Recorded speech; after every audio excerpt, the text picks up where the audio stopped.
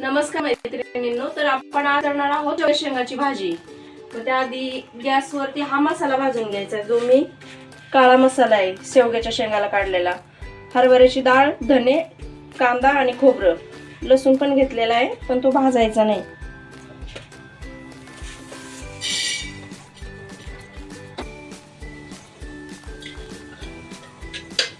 डाळ सगळ्यात आधी भाजून घेऊया।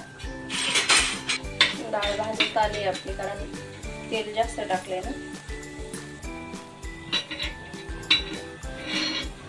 खोबरं टाकून घेऊ साईडला।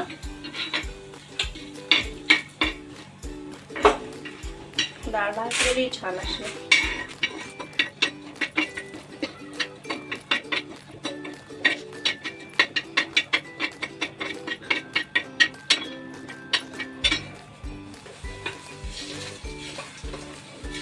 धने येतं,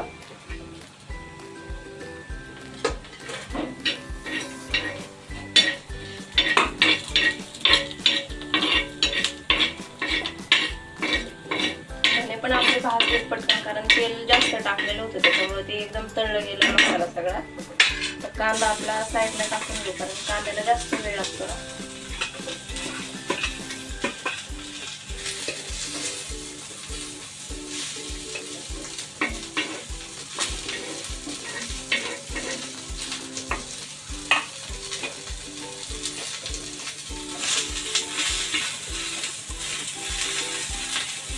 आपला कांदा पण भाजून झालेला आहे। गॅस बंद करून हा कांदा काढून घेऊ आणि लगेच इकडल्या गॅसवरती हा पॅन पण ठेवून घेतलेला आहे। त्याच्यात लगेच शेवग्याची शेंग पण इकडे चिरून घेतलेली आहे, स्वच्छ धुवून पण घेतली। त्याच्यात तेल टाकून, हळद मीठ टाकून शेंग थोडी वाफळून घ्यायची, थोडंसं तेल टाकून आधी। नंतर आपल्याला भाजी परत फोडणीला द्यायची। तर आपण आता याच्यात थोडीशी हळद,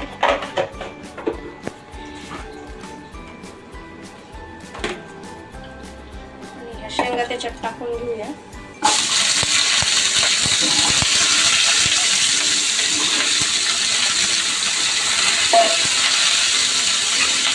थोडंसं नमक पण टाकायचं, मग शेंगाला चव येते। नंतर भाजीत परत पाहिजे तेवढं टाकायचं।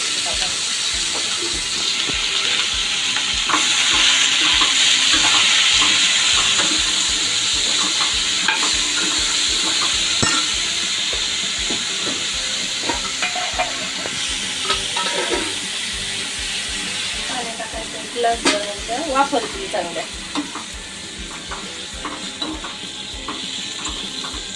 त्याला 5 मिनिटं शिजून घ्यायचं थोडंसं।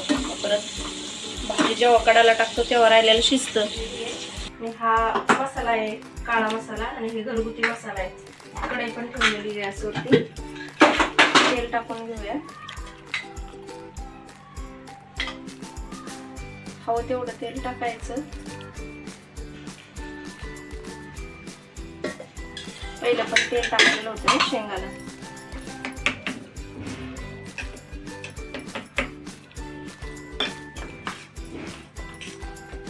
सगळ्यात आधी कढीपत्ता टाकू।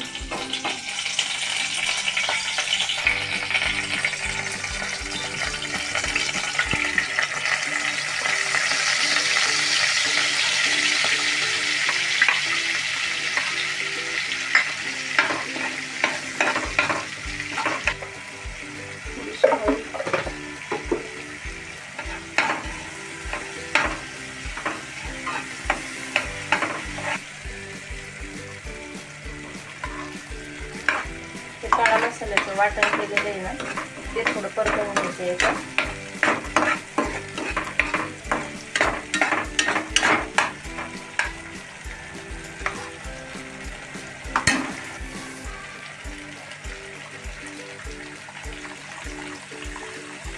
उकडून घेतलेलं जे पाणी होतं ना, ते थोडंसं टाकलं।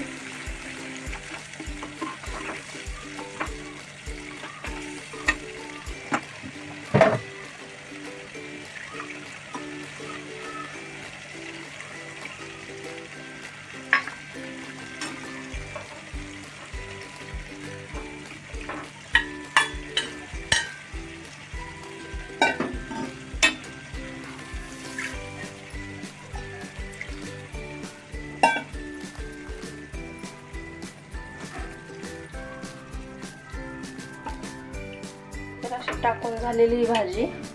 त्याच्यावरती थोडीशी कोथिंबीर टाकायची आणि 5 मिनिटं शिजून द्यायची, कारण आपण शेंगा अगोदर शिजून घेतल्या होत्या थोड्याशा. भाजी अशा प्रकारे शिजून तयार झालेली आहे.